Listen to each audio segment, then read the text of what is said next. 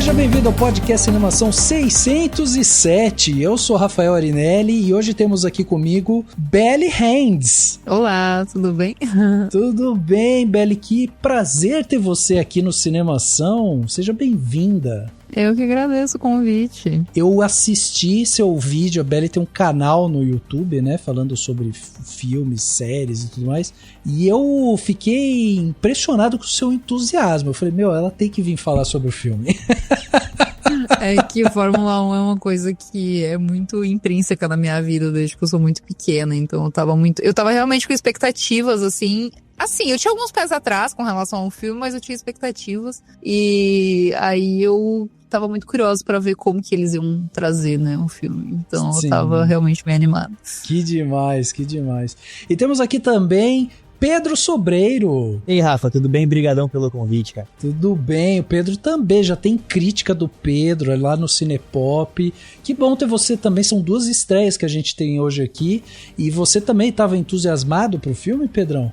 Eu tava bastante. O Kozinski, desde que lançou o Top Gun Maverick, qualquer projeto dele já cresce um pouquinho o olhar aqui.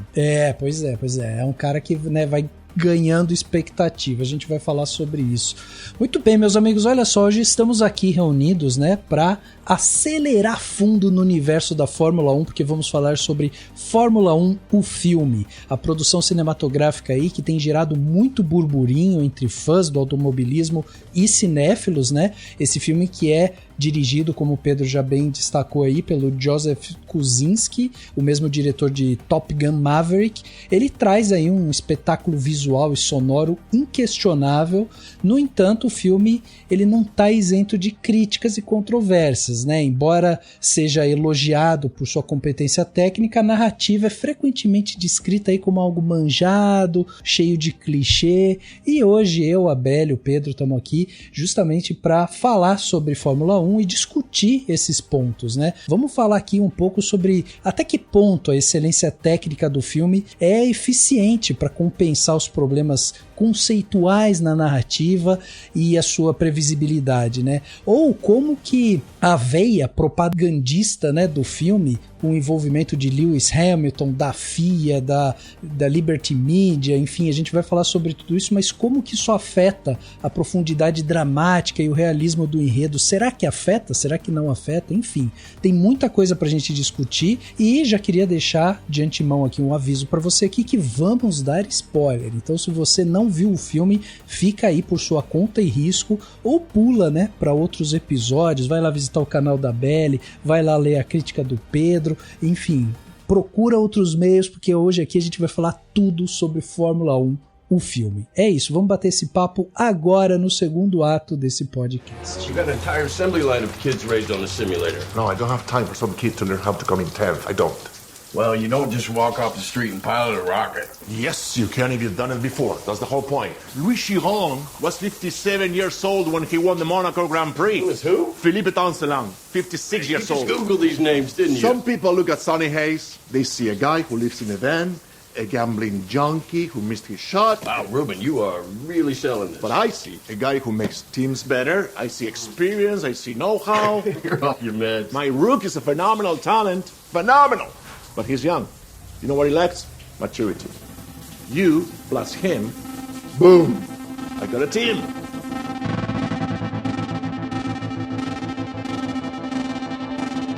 Chegava aos cinemas no dia 26 de junho de 2025 o filme Fórmula 1, o filme. Filme dirigido por Joseph Kosinski, mesmo diretor de Top Gun Maverick, Oblivion e Tron Legacy, né? Um cara que já tem muita experiência com filmes de ação, velocidade e tudo mais. O filme tem o roteiro do Aaron Kruger, que também escreveu Top Gun Maverick, mas também fez Dumbo e também fez Ghost in the Shell. Fórmula 1, o filme, está estimado com um budget aí entre 200 e 300 milhões de dólares e até o momento ele arrecadou pouco mais de 293 milhões de dólares, ou seja, um filme que está se pagando e certamente até ele sair do cinema e depois com DVD, Blu-ray, enfim, o próprio streaming, né?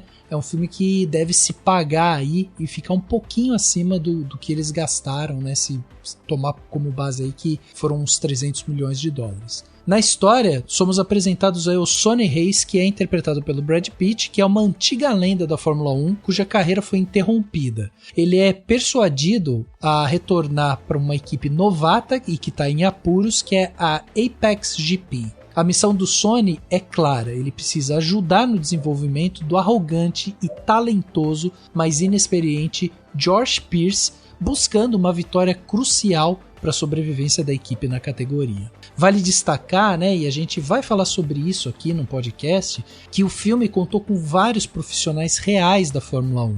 Eles estiveram envolvidos na produção, como o heptacampeão mundial Lewis Hamilton, que é piloto, né, atualmente, mas ele assina como produtor executivo e consultor técnico. Temos também o Toto Wolff, que é chefe da equipe Mercedes, que colaborou com a ideia de usar os carros de Fórmula 2 modificados para parecerem carros de Fórmula 1, e a própria Liberty Media, que é a atual dona da Fórmula 1, e ela atuou ali nos bastidores, né, colaborando diretamente com a Apple Studio e com a Warner Bros. Bom, além de tudo isso que eu tô falando, nós temos também o Hans Zimmer na trilha sonora do filme, a lenda Hans Zimmer, né, que fez trilhas como em Gladiador, Duna, Interestelar e tantos outros filmes. Enfim, é um dos grandes compositores que a gente tem no cinema. O diretor de fotografia é o vencedor do Oscar, o Cláudio Miranda, que levou a estatueta por melhor fotografia em 2013 pelo seu trabalho em As Aventuras de Pi, e aqui ele trabalha novamente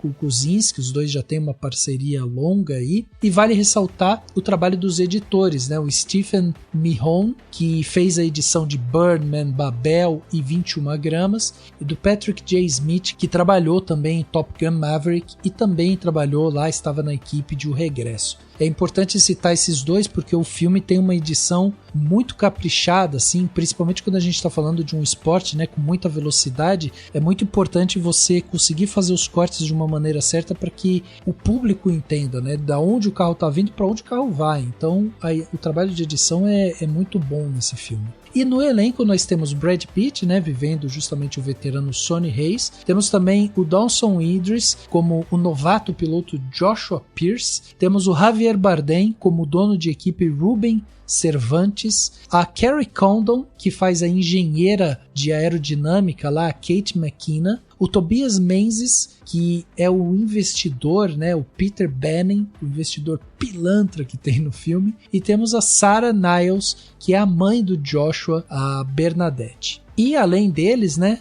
vale também destacar que tem os próprios pilotos atuais aí da Fórmula 1, como Lando Norris, Charles Leclerc, George Russell, Carlos Sainz, Yuki Tsunoda, o próprio Lewis Hamilton, Max Verstappen, enfim, todos esses aparecem ali de alguma forma. E também a gente tem que falar do Fernando Alonso, né? Não podemos deixar de citá-lo aqui em homenagem a Belly. Mas enfim, todos eles estão lá e participam de cenas ou auxiliaram de alguma forma ali com dicas na produção. Bom, para a gente começar esse papo, eu acho legal os nossos ouvintes entenderem um pouco sobre a nossa relação com o esporte, né? Afinal de contas, a gente está falando do primeiro filme que leva o nome de Fórmula 1. A gente já teve outros filmes, né, de corrida que tinham a Fórmula 1 ali como seu palco principal, mas não um com a Fórmula 1 no centro da história e com o nome Fórmula 1 no título do filme, né? Vale lembrar aqui, por exemplo, o Rush, que é um dos filmes mais bem sucedidos, que é um filme que conta a história ali da rivalidade entre o James Hunt e o Niki Lauda na temporada de 1976. A gente tem também vários documentários, né? O próprio documentário Senna, que foi um documentário muito assistido, falando da carreira e da vida do Ayrton. Temos também o documentário do Schumacher, falando também sobre a carreira e vida do heptacampeão, e por aí vai. Mas é a primeira vez que a gente tem um filme com o nome Fórmula 1. Eu queria saber como é que vocês se relacionam com o esporte. Vocês são do tipo que assistem, que torcem, ou não gostam muito, só fica sabendo por cima? Como é que é? Começa com você, Belly, que eu sei que você é uma Alonzete. Na verdade, eu sou muito engajada com esportes de um modo geral, assim. Sempre foi uma parte muito importante da minha vida. Inclusive, já trabalhei com a Copa do Brasil. Mas é muito engraçado porque eu tenho memórias mais antigas de assistir Fórmula 1 do que futebol, assim. Por mais que eu tenha crescido assistindo futebol também. E desde muito pequena eu assisto Fórmula 1, porque a minha mãe é muito fã de Fórmula 1. E eu sempre via ela torcendo, assim, e tal. E daí eu era bem pequenininha. e quem era o piloto brasileiro que corria era o Rubinho, né? Eu lembro que eu era bem pequena e quando você tem, tipo, uns 7 anos, por aí, você tá na idade de, tipo, escolher o que você vai torcer, assim, né? Que você já entende, assim, que você tá vendo. Claro que você não tem um primor técnico, né? Porque você é uma criança, mas você quer torcer pra alguém, né? Tipo, você quer se sentir incluso ali. E nessa época o Alonso tava na Renault. Ele não tinha sido campeão ainda, mas ele já subia no pódio e tal. E daí eu comecei a torcer pra ele, eu sempre tive uma ligação muito forte com a Espanha, eu gosto muito de atletas espanhóis, assim, tipo, eu sou muito fã também do Nadal, do Alcaraz e tudo, então eu simplesmente decidi que era o Fernando Alonso, entendeu? E aí eu comecei a torcer pra ele com, tipo, 7 para 8 anos, assim, e virei muito fã dele a vida inteira, assim, eu assisto todas as corridas aí quando ele saiu do Fórmula 1 e ele foi correr Le Mans, ele foi correr outras modalidades e tal. Eu acompanhei ele a vida inteira. Tipo, quando eu tava na escola, eu ia pra biblioteca e daí pegava o jornal que tinha a seção de esportes, que o Alonso tava na Ferrari, né? Então ele ia bastante pro pódio. E aí tinha foto colorida, assim, do Alonso no jornal, eu roubava a página. Caraca! Eu tenho guardado até hoje as matérias de 2010, assim. Ai, nossa, que saudade. Mas, enfim, eu sou obcecada por Fórmula 1. Assim, mesmo quando o Alonso saiu, eu não deixei de acompanhar, óbvio, continuei assistindo todas as corridas. Aí, eu nunca fui tanto de torcer pra equipe, assim, apesar de que, infelizmente, eu gosto da Ferrari, né? Infelizmente, eu tenho um carinho pela Ferrari, por mais que a Ferrari odeie todos os seus fãs. Sim. E quando o Alonso saiu, eu tinha que torcer pra alguém, aí... Assim, eu gostava do Carlos Sainz, mas eu não sentia aquela coisa, assim, que eu sentia com o Alonso. E o Charles Leclerc tava recém começando, né? Assim, ele tava na Alfa Romeo. Sim. E aí eu comecei a torcer pro Charles Leclerc, nessa época que o Alonso ficou fora. E daí é muito engraçado, porque hoje, assim, claro que o Alonso ainda é o meu ídolo e tal, mas quando o Charles fica, tipo, no pódio, vai bem e tal, eu fico feliz também, né? Porque eu também torço pra ele, e o Alonso, querendo ou não vai demorar muito pra ele se aposentar, né? Então eu já tenho o meu backup ali, que é o Charles Leclerc. É engraçado você falar isso, porque, tipo, o Alonso, ele tem uma coisa já de um piloto veterano, assim, que é aquela ranzinzice, né, assim. E ele é a vida inteira assim, gente, ele reclama no rádio a vida inteira, é muito engraçado. E a gente vê um pouco disso no filme, né, porque o Sônia é meio ranzinzinha também, né. Não, mas eu não sei se vocês chegaram a ver, mas só que a produção do filme falou que se fosse pra eles criarem um vilão da Fórmula 1, eles teriam que se inspirar no Alonso. Não sei se vocês chegaram a ver isso. Mas teve, tipo, uma matéria, teve entrevista e tudo falando, tipo, dos produtores falando disso. Então, tipo, pelo menos pelo que eu pude entender da produção, assim, é bem claro que o Sony é inspirado, assim, no Alonso em algumas questões, assim, da carreira dele. Mas ele sempre foi assim, desde novo, ele sempre foi muito reclamão no rádio, né? Quando eu era mais nova, quando ele tava na Ferrari, eu chamava ele de choronço, vamos catar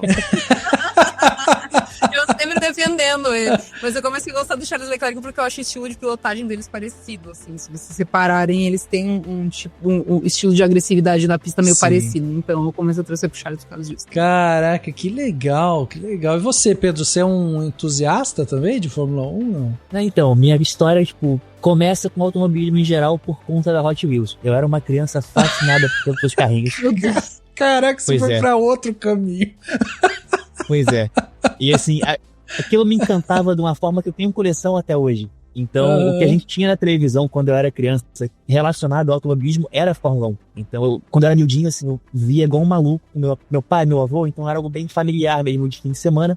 Mas eu acho que, assim, a minha transição pra falar, acho que eu vou investir nisso pra entender o que é. Se deu em 2014, no aniversário dos 20 anos da morte do Senna, né? Foi um momento muito, como é que eu posso dizer, específico na história do Brasil em si. A gente tinha uma Copa do Mundo acontecendo aqui, 20 anos do Senna, então era um momento que tinha essa vontade de valorizar o país e muito difícil você não entender o tal do orgulho de ser brasileiro quando se fala de Ayrton Senna. Então eu fui atrás, comecei a ler documento antigo, vi aquele documentário espetacular de 2010, que é o Senna brasileiro, herói campeão. Que é dica aqui, inclusive, galera que não assistiu, veja, tem na Netflix, é maravilhoso. É bem legal mesmo. Ele tem uma construção narrativa que é fantástica. O Rush é perfeito também, mas ao mesmo tempo, nessa época que eu me interessei pelo passado da Fórmula 1, com Senna, com Fittipaldi e tudo mais, eu meio que desencantei um pouco com o esporte em si, porque desde o acidente do Massa, em 2008, se eu não me engano, eu dei uma segurada e falei, tá, legal, assim, me deu um choque muito negativo, sabe? Então eu deixei meio de lado. E além do jornalismo de cinema, eu também faço a parte esportiva do Correio da Manhã, um jornal aqui do Rio.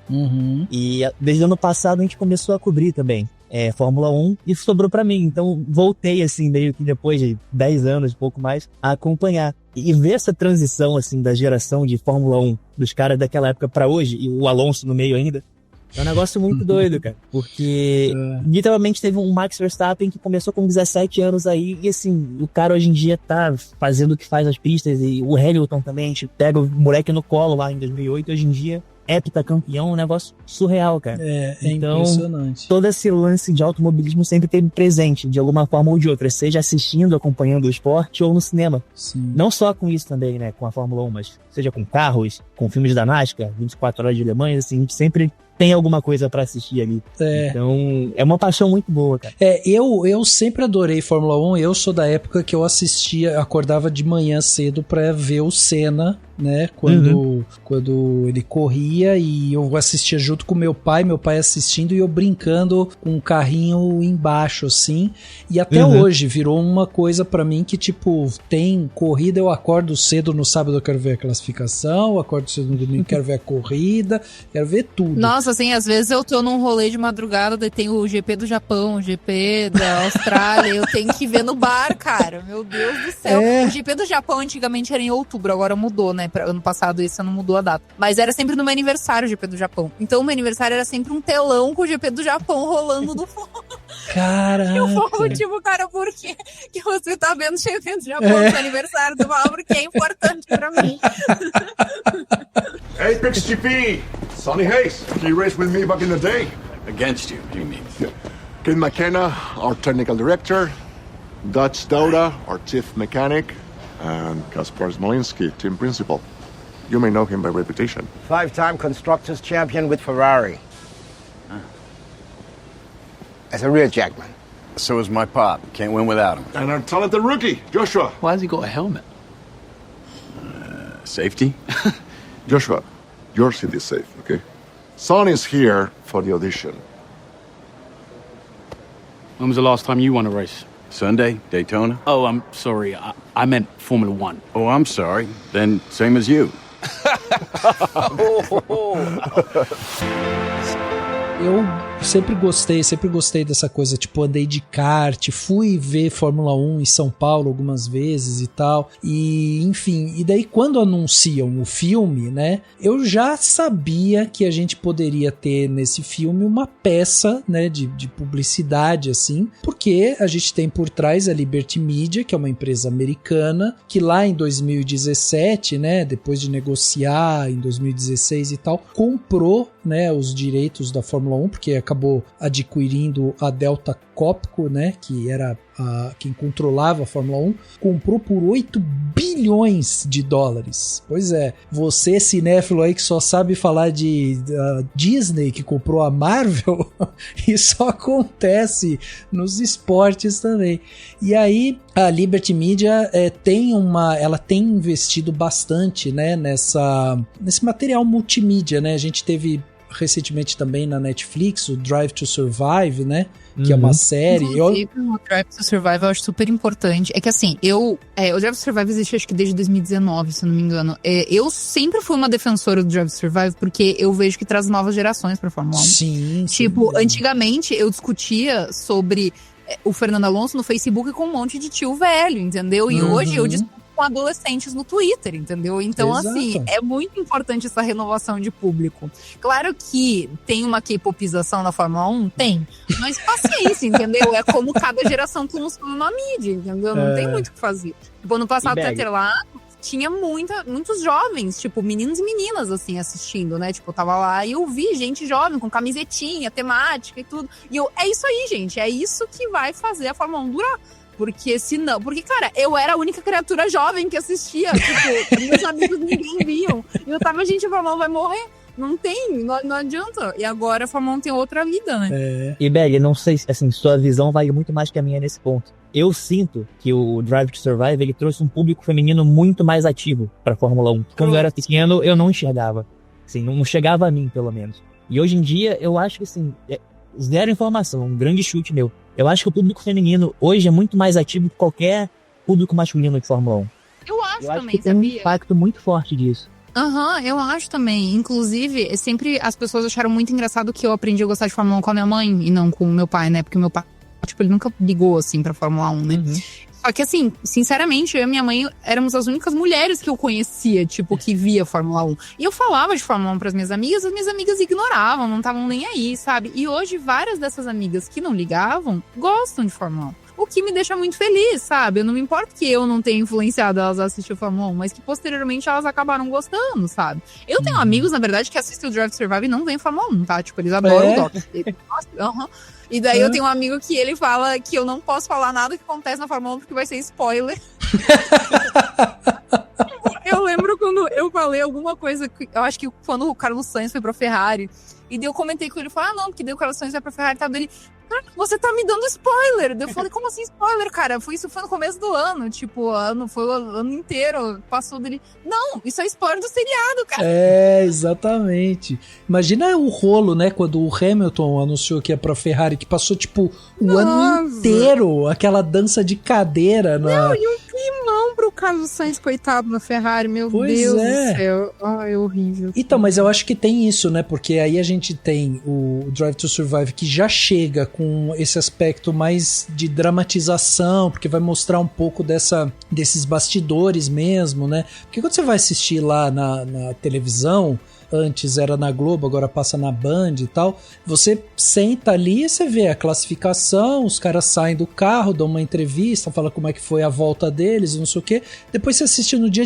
seguinte a corrida, aí também é tudo focado no esporte ali. E o Drive to Survive mostra os caras de férias, sentindo a pressão e tal. Então já começaram a humanizar um pouco mais, né? Envelopar de uma maneira diferente, assim, o esporte. E eu vejo, sinceramente, que os pilotos, eles hoje em dia, eles se colocam na mídia de uma maneira diferente também, sabe? Tipo, posicionamento midiático mesmo, assim, a forma como eles se colocam nas redes sociais, como eles mesmos se levam, às vezes, na brincadeira, dependendo de cada piloto, assim. Tipo, os que têm marcas por fora, né? Por exemplo, o Lewis Hamilton tá sempre envolvido com moda, o Charles Leclerc tem uma marca de sorvete, tipo, eles têm o nome deles sendo levado a outros lugares. E eu acho isso super interessante, assim. Isso também é parte, né, da mídia ali que envolve a Fórmula 1. E tem os pilotos que são mais queridos do que outros porque eles conseguem se posicionar melhor também, tipo, midiaticamente falando, né? Exato.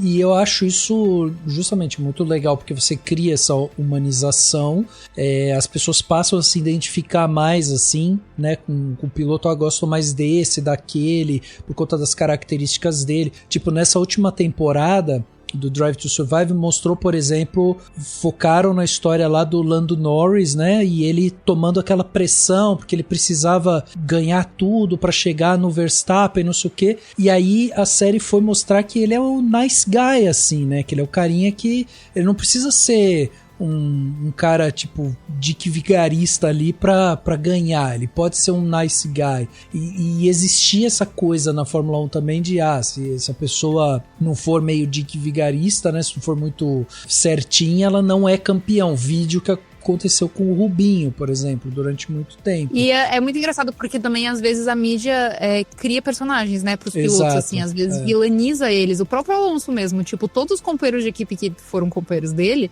sempre falaram que ele era muito legal, muito gente boa, tipo, amigão, assim, que ajudava eles e tal. O Bortoleto mesmo fala direto que o Alonso é um pai pra ele, não sei o quê. E daí, na época que, tipo, tinha as rixas maiores do Alonso com o Vettel, do Alonso com o Hamilton e tal, ficavam pintando ele tipo de vilão o tempo inteiro e não sei o quê, sendo que os companheiros dele todos tiveram boas coisas pra falar a respeito dele, sabe? Então, tipo, só que pra mídia fazia sentido ele ser o vilão. E ele mesmo fala, tipo, quero me pintar de vilão, então tá bom. Exato. Sabe? Tipo, ele não liga mais. E eu acho que esse é um bom ponto, viu, Beli, pra gente começar a falar sobre esse filme, porque assim, esse filme ele tem, logicamente, a mão da Liberty Media, tem a mão do Lewis Hamilton, que vai assinar lá como produtor executivo, Toto Wolff, que também ajudou, né, principalmente a elaborar aquela ideia de usar o carro de Fórmula 2, né, modificado para parecer com o carro de Fórmula 1 e tal. Tem os próprios pilotos aparecendo, né, no filme e tudo mais. Mas esse lance de você criar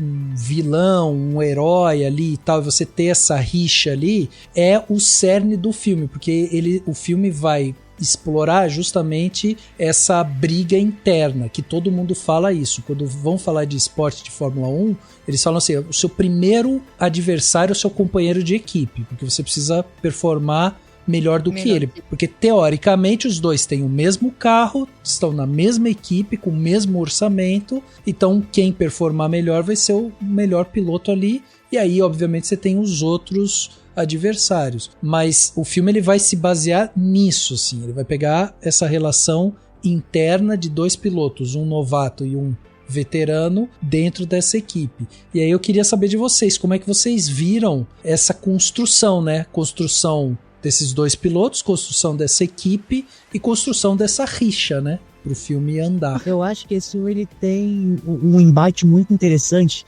Aos poucos está se tornando comum nos filmes do Kosinski, que é esse embate geracional e esse combate solitário ao etarismo. Porque você para ver esses últimos dois projetos dele, assim, estruturalmente são idênticos, os filmes são iguais, Top Gun e F1 são idênticos, assim, a estrutura. Tanto que quando chega no final você já sabe o que vai acontecer, porque foi o que aconteceu em Top Gun.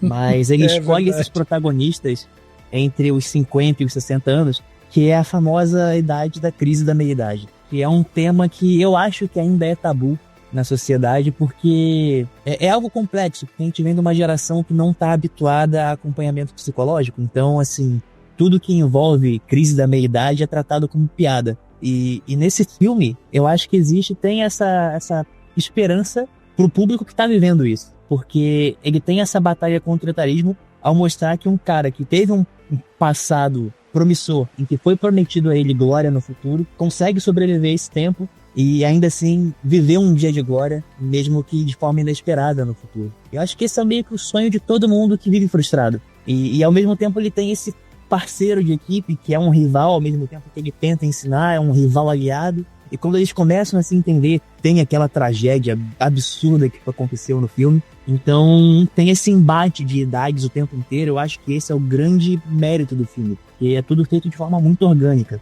Você acredita que existe esse embate, você, pela presença dos pilotos e todo o ambiente de Fórmula 1, você compra que isso pode acontecer na vida real. Então acho que assim, é uma narrativa que é muito bem construída nesse ponto e nessa pegada de mostrar que assim, gente, a crise da meia-idade ela acontece, mas assim, ainda tem uma saída pra você, sabe? Acho muito interessante. Eu acredito que essa construção dessa narrativa, assim, ela se baseia muito, como você mesmo falou, que, né, esse embate entre os companheiros de equipe, né, que é algo, que é, assim, um dos primeiros mandamentos, né, do piloto. Uhum. Só que, trazendo isso que o Pedro sobre etarismo e tal, é interessante porque antigamente na Fórmula 1 os pilotos eles eram bem mais velhos, assim, sabe? Sim. Tipo, eles tinham 40 e poucos anos, assim, que não é a idade do Sonny Hayes, né? Mas só que eles eram mais velhos, assim. E aí foi, com o tempo, diminuindo essa idade. Tipo, por exemplo, os recordes de pilotos mais jovens nos anos 2000 era tipo 20 e poucos anos. E daí chegou o Max Verstappen com tipo 17, né? Então, agora tem Kimi Antonelli também, que tava na escola, ele saía da corrida e ia fazer prova no colégio, tipo, pelo amor de Deus. Mas só que eu acho que é interessante a gente ver que isso foi uma realidade na Fórmula 1, né? Tipo, ter os pilotos mais velhos. E o fato até do próprio Alonso ter voltado, né? Tipo, um cara que é mais velho de fato. O Hamilton também não é novinho, né? O Hamilton tava nos seus 40 anos também. Mas só que o fato de ter esses caras mais velhos que performam bem ainda na Fórmula 1 mostra que o filme, ele realmente é mais próximo da realidade do que as pessoas talvez esperam, né? Pessoas que não têm nenhuma noção do esporte e tal. O que eu mais esperava desse filme era, de fato, a imersão nesse universo, né? E daí, quando saíram os primeiros comentários sobre o filme que vieram dos próprios pilotos, porque eles assistiram numa sessão em Mônaco, antes de todo mundo, o Carlos Sainz deu uma entrevista falando que tinha que esquecer a parte que, tipo, regulamento, assim, sabe? Tinha que se tocar que Hollywood entrou no filme. E daí, eu já fui daí com esse mindset, tipo assim, nossa, deve ter alguma coisa que, né, é meio sem pé nem cabeça, então você falou assim, meu Deus, vão colocar uma lombada numa ré. Eu tava já pensando que coisas iam acontecer, entendeu? Eu já fui meio com essa cabeça. Ainda bem que eu vi o Carlos Sainz falando isso. Então, eu desliguei, entendeu? No começo, eu comecei a ver... Sabe quando você bota a mão na cabeça e faz que não? Assim, eu comecei assim, sabe? Porque assim, na primeira corrida dele, que ele começa a inventar um monte de picaretagem e quebrar asa e passar por cima de placa de velocidade, não sei mais o que, pra arrumar um monte de safety car, aquilo ali já ia rolar punição pro cara, a equipe já ia ser investigada, ele já ia tomar uma black flag ali, não é assim que seria a primeira e última corrida dele. Exatamente, já não ia mais rolar. Só que daí, quando começou isso, daí eu comecei a pensar, cara, é isso que o Carlos Sainz tá falando, que tem que deixar e entender que Hollywood entrou no negócio. Aí, gente, depois que eu vi isso, e eu lembrei que o Carlos Sainz falou isso, eu abstraí, entendeu? Eu falei, sabe, eu vou só me divertir, eu vou entrar nesse universo, quero ver o co-imerso, vou ficar dentro da corrida e tal. E aí, eu curti muito o filme, sabe? Porque pra mim, essa imersão de como se nós fôssemos um piloto, que eu acho que inclusive a série Senna fez isso muito bem, a gente se sente dentro do cockpit do Senna também. Sim. Mas eu achei que o filme fez isso com uma maestria. Eu não sei se vocês assistiram em IMAX, mas eu vi em IMAX, a minha experiência foi assim, espetacular vendo o filme, sabe? Eu me senti um piloto, eu me senti dentro do cockpit, então realmente é bem legal, assim. Então eu acho que mesmo tendo o envolvimento ali. Eu acredito que o envolvimento por parte, tipo, do Lewis, claro, né? Ele tem, além de tudo, o nome dele, né? Que é gigantesco, mas do pessoal da Fórmula 1, assim, né? Do Toto, do Stefano Domenicali e tudo. Foi justamente pra manter o pé mais no chão, assim, sabe? Com relação à Fórmula 1 em si. E eu acho que eles conseguiram. De um modo geral, eu acho que eles tiveram um sucesso nesse aspecto, assim, de se manter próximo ao que seria. I'm sorry, Ruben, for demolishing not one, but both of your lovely cars, for coming back into your life only to destroy it. Is this your revenge for Monaco? Yeah, I waited 30 years and came all this way to humiliate myself on global television. Funny. You think I brought you in to make my other driver quit? Listen, he's cocky, he's arrogant, he's got a lot to learn. You were cocky, you were arrogant, and you had a lot to learn. I'm not here to hold anyone's hand. I'm here to race. No, you're not. Sonny, you're here to give me a heart attack. I have to decide whether to continue this fiasco or pull the plug now. You have till the end of the season. By which time Apex will be worth less than my shoes!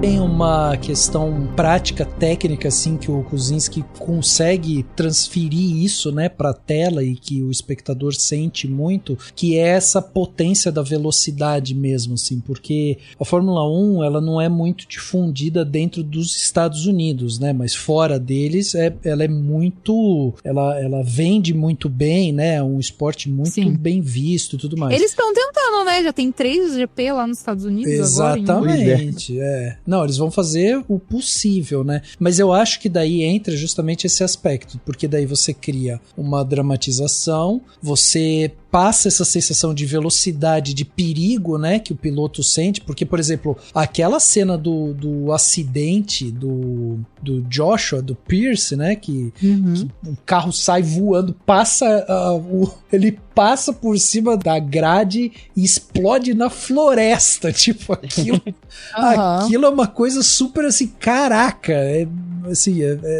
muito surreal aquilo ali. Outra coisa que é muito surreal nesse filme é o fato do Sonny Hayes ser um excelente piloto e ele ser americano, tá? A gente tem que botar uma ressalva aqui, que isso eu não falei no meu vídeo, eu lembrei depois que eu terminei de gravar, só que tudo. Que como que botam um cara americano, velho, pra ser piloto de Fórmula 1? Claro que eles são muito aí, essas coisas, beleza. Mas só que na Fórmula 1, velho, não funciona. Eles deviam ter feito ele ser britânico, qualquer coisa, cara. Qualquer país, mano. Os Estados Unidos, velho. Não, olha. É a maior abstenção de realidade. Não dá, não é? Você consegue abstrair a red flag, mas isso aí é realmente complicado. No coleguinha, beleza, bom, já aconteceram. Mas os americanos na Fórmula 1 na Fórmula 1 e bem, o Logan Sargent lá, levando 3 voltas de retardatário na cabeça dele, enquanto gravava esse filme.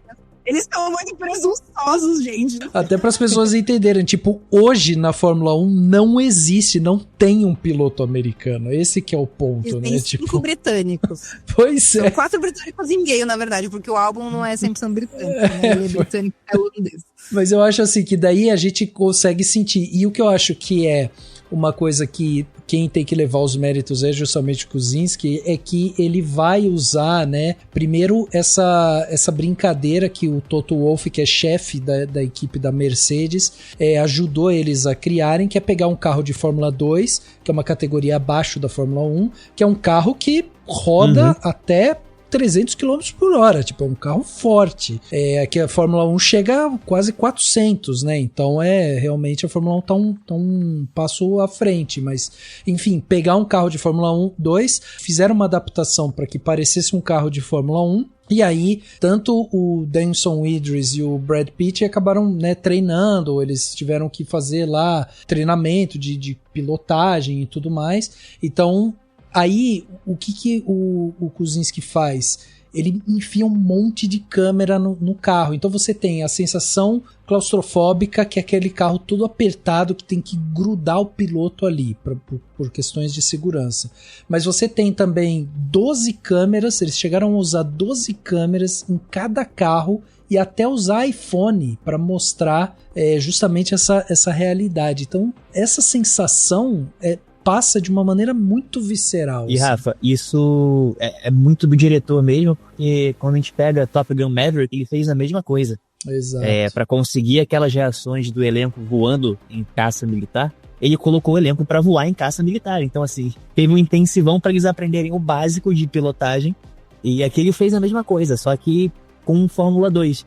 E acho que vale, assim, a gente precisa elogiar muito o Cláudio Miranda, que é um diretor de fotografia chileno. Sim. Ele ganhou o Oscar em 2013 com As Aventuras de Pi, e ele acompanha o Kozinski já há bastante tempo também. Ele fez Top Gun e agora ele fez o Fórmula 1, e ele conseguiu trazer esse lance dos iPhones, que assim, tem a Apple por trás, dá uma grande força, óbvio, mas essa ideia de colocar os iPhones para registrar as reações dele dentro do cockpit é um negócio que, assim, é surreal, porque quem já assistiu o filme sabe, cara, isso faz muita diferença. Inclusive, a Apple lançou o trailer pro próprio iPhone, né? Que ele tremia o celular. Não sei se vocês chegaram a assistir, mas foi bem legal. Você sentia a vibração, assim, no aparelho. Foi uma insanidade isso, assim. Ideia 10 de 10. Isso foi incrível. E eu acho que outro ponto interessante também de observar, para quem gosta, né, dessas coisas cinematográficas, é que o Cláudio Miranda, ele faz uma brincadeira na hora que ele vai filmar, que ele acaba postando, né, que uma câmera, ao sair do ponto de fuga, né, do horizonte, então você não vê aquele carro indo embora lá, você fica olhando da tela e vê o carro indo embora, fazendo a curva e tal. Não. O que ele vai fazer? Ele vai focar no piloto. Então ele faz alguns movimentos orbitais ali, né, que é aquele movimento de meia-lua, como se obrigasse o espectador a permanecer na ação e sentir essa experiência do piloto. Então quando ele faz esse movimento rápido e ele joga a gente para ali dentro, é justamente isso, a gente vai sentindo a pressão, a velocidade, o cara ali dentro, a cara amassada por causa do capacete e tal. E isso tudo realmente ajuda demais a trazer um pouco dessa emoção, porque eu até vi no vídeo da Belly, a Belly falando assim, porque se você for assistir às vezes uma corrida, ela é chata, tá, gente?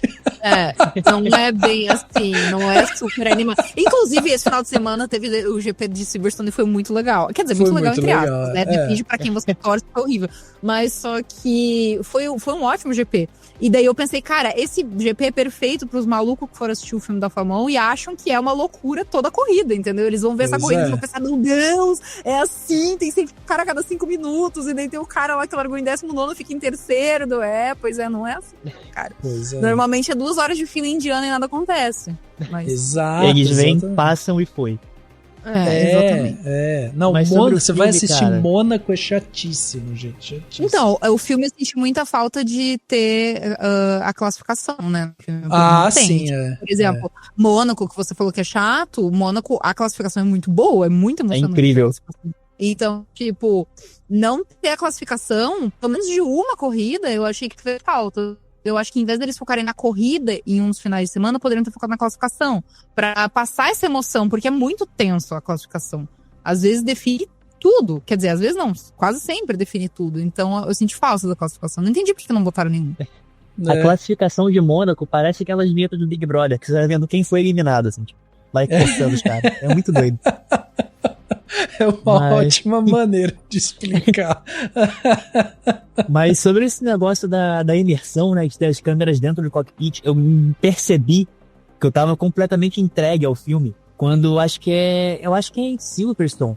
Eles têm um momento em que mostram o Brad Pitt lá com a pressão do vento, e eu tava virando o pescoço junto, cara. Falei, cara, o que tá acontecendo? É muito doido, cara, que você entra no filme de verdade. É uma imersão muito bem feita. Exatamente. E ainda tem a outra parte que eu acho que contribui muito também, que é justamente a parte do som, né? Porque a gente tem, aí a Belly falou do IMAX, mas a gente tem uma, assim, o design de som do filme é, assim, perfeito, assim. Não é que o motor é alto, você não ouve e tal, não, ele é todo equilibrado, e a gente tem uma trilha do Zimmer, né, do mestre Zimmer, que muito fabulosa. É uma trilha que ela é nervosa, né, ela tem uma percussão metálica, assim. Então, e essa trilha geralmente aparece quando eles estão ali, né, no pit stop, elevando, né, as tensões ali nas horas da ultrapassagem e tal. Então, esse trabalho de som, essas câmeras no carro, tudo isso traz essa imersão e realmente vende o produto Fórmula 1 de uma maneira super legal mesmo. Se tivesse uma eliminação Big Brother ainda no meio, uma dinâmica. Quem não saiu da sessão querendo ver uma corrida de Fórmula 1 tá mentindo, cara. É verdade. Exato. Eu fui na pré-estreia e aqui em São Paulo, né? Então, eles fecharam o cinema inteiro e tal. E aí tinham pessoas de vários nichos, assim, sabe? Tinha o pessoal da Band, tipo, da transmissão mesmo. Tinha gente de cinema, tinha gente de esporte, tinha gente de tudo que é área, assim, né? Eu fui lá com a minha camisetinha do Fernando Alonso. E aí... E todo mundo me para com aquela camiseta, porque com uma estampa de... Tipo aquelas estampas dos anos 90, assim, sabe? Que parece que fizeram uma montagem mal feita, assim. Aí... eu via amigos meus que deram de nicho, tipo, de cinema e coisa assim, variedades. Eles saíram muito empolgados. Eles saíram falando, tipo, nossa, a Fórmula 1 é muito legal, nossa, eu quero ver uma corrida. Nossa, ai, gente, isso, assistam. Eu tava muito animado. Mas o pessoal ficou muito, muito empolgado mesmo. Eu acho que foi um bom trabalho de, tipo, tornar mais interessante as coisas. E quando cara, gente, não sei vocês, mas quando apareciam as cenas dos pilotos, cenas que claramente eram gravadas, tá? Não takes, assim, tipo, aleatórios. Cenas que você viu que ele, tipo, por exemplo, lá na primeira largada que o Sonny Hayes fez aquela picaretagem lá de atrasar a volta de apresentação, que inclusive aconteceu isso com o Carlos Sainz na semana passada, eu dei muita risada, porque eu pensei, meu Deus, ele tá exercendo a técnica Sonny Hayes. Mas quando aconteceu isso, eles colocaram um take, um plano bem próximo dos olhos do Verstappen, outro do Leclerc e outro do Lando Norris. Aquilo ali claramente foi gravado pro filme, assim, sabe? Tipo, eles se olhando. Assim. Gente, eu dava risada sempre, eu não conseguia não rir. Não é porque é engraçado, mas é porque eu imaginava os pilotos gravando, entendeu? Eles tendo que gravar aquilo e, tipo, se olhando assim, gente, meu Deus do céu, eu ia rir tanto se eu fosse da produção desse filme, não tem como. Não, e você sabe que eu acho que também é outra coisa que deixa isso engraçado, é que eu já passei por esses pilotos, assim, e, cara, eles são uns moleques, assim, são tipo, sabe, como que é o nome da... montador de jockey clube, assim, de cavalo, que é tipo um cara pequenininho, magrinho. É isso, piloto de Fórmula 1 então, é isso. Eu conheci assim. O Alonso, eu sou mais alta que ele. Então, o Alonso é um tampinha. Ele tem 1,71. O Alonso é muito pequeno. E eles são, tipo, muito miúdos, assim. Eles são secos, né? Eles são super fortes e tal. Mas, assim, o maior lá, que sei lá, é o George Russell. Tipo, o Berman é o mais alto. Ele tá com 1,92. Então, quase não cabe mais um pocket. Ele é gigante, ele é gigante. Ele é enorme. Mas é engraçado. É engraçado por conta disso, assim, porque você vai vendo realmente essa brincadeira que ele faz de trazer um pouco dessa realidade pra dentro do filme, né? E eu acho que daí mora essa outra questão, que é essa rixa entre pilotos existe. Eu acho que a mais clássica que todo mundo vai lembrar é de Senna e Prost, né? Que era uma coisa que, enfim, eles durante um tempo se odiaram, tinha vários problemas. O Prost chegou a sair da equipe por causa do Senna e tudo mais. Então realmente existe uma pressão. O novato geralmente tem uma pressão porque é isso, se ele não performa, ele geralmente é trocado. A Fórmula 1, por ser um esporte de alta performance e tudo mais, não dá tempo pro cara ficar lá testando, e também se o cara bate muito, é muitos milhões de dólares que se gastam para refazer o carro, consertar e tudo mais. Então tem todas essas coisas envolvidas. E o filme ele vai pegar essa questão e vai trabalhar isso, porque daí tem dois personagens ali que tem um ego lá em cima, e muitas pessoas falam, né, que piloto de Fórmula 1 são bem complicados nesse sentido, eles são super competitivos o tempo todo e tal. E a gente tem o Sonny voltando para querer se firmar, né, ou marcar seu nome na história, e tem o Pierce que tá querendo começar a sua história ali. Então tem essa rixa ali que vai acontecendo entre eles, e eu acho engraçado, assim, como essa coisa ela se constrói já logo no primeiro momento, assim, um já tá provocando o outro. E o único momento próximo de uma classificação é no teste do Sonny, né, porque aí eles vão mostrando o tempo, você vai olhando ali que ele tá indo abaixo, né, do Pierce, o Pierce meio rindo, não sei o que e tal, até a hora que o Sonny bate o carro e tudo mais. Mas essa rixa ali entre os dois, e essa construção da rixa, assim, vocês compraram, vocês gostam, por exemplo, da introdução no meio dessa rixa da Bernadette, né, que é a mãe do Pierce ali no meio? Como é que vocês viram essa relação dos pilotos? Pra mim, a rixa é muito mais por parte do Pierce do que do Sonny, tá? O Sonny não liga. Assim, não é que ele não liga, né? Claro, ele é um piloto extremamente competitivo, ele quer sempre ganhar, óbvio. Mas ele é mais maduro, entendeu? Tipo, ele já meio que já superou isso, entendeu? Tipo, ele não liga mais tanto. Quem fica alimentando tanto o fato de que, nossa, eu tenho que ser melhor que ele, eu tenho que ser melhor que ele, eu tenho que ser melhor que ele, é o Pierce. Tipo, o Pierce que fica com isso na cabeça, ele chega a ficar bitolado com esse negócio, entendeu? E se você olha pro lado do Sonny, tipo, ele tem rivalidade, sim, mas ele quer muito mais fazer pela equipe. Tipo, ele tenta, em vários momentos, ajudar o Pierce, e o Pierce não quer ouvir ele. Tipo, o Pierce só bateu lá e se lascou no negócio, no GP da Itália, porque ele não ouviu o Sonny. O Sonny falou, cara, espera a curva pra você acelerar. Ele não esperou a curva, e ele bateu. E depois ele fez no simulador exatamente o que o Sonny mandou ele fazer, e daí ele não bateu.